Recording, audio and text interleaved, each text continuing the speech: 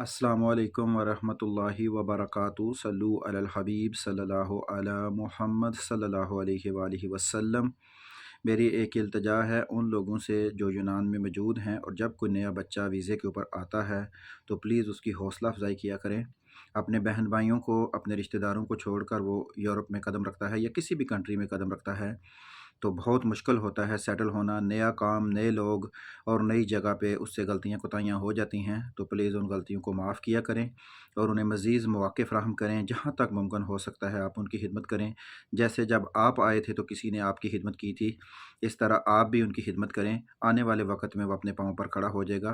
اور ان لوگوں سے بھی التجا ہے جب وہ اپنے پاؤں پر کھڑے ہو جاتے ہیں تو اپنے احسان مند کو ضرور یاد رکھا کریں، کیونکہ جو کسی کی نیکی یاد نہیں رکھتا وہ انسانیت کے دائرے سے گر جاتا ہے۔ تو اس لیے کوشش کریں اپنے اخلاق اور کردار سے دوسروں کے ساتھ مل کے اچھے طریقے سے چلیں، نیکی بانٹیں، انشاءاللہ خوشیاں بانٹنے والے کو خوشیاں ضرور ملیں گی، اور جو کسی کا فائدہ سوچتا ہے اللہ عز و جل اس کو ضرور اس کا اجر عطا فرماتا ہے۔ جزاک اللہ۔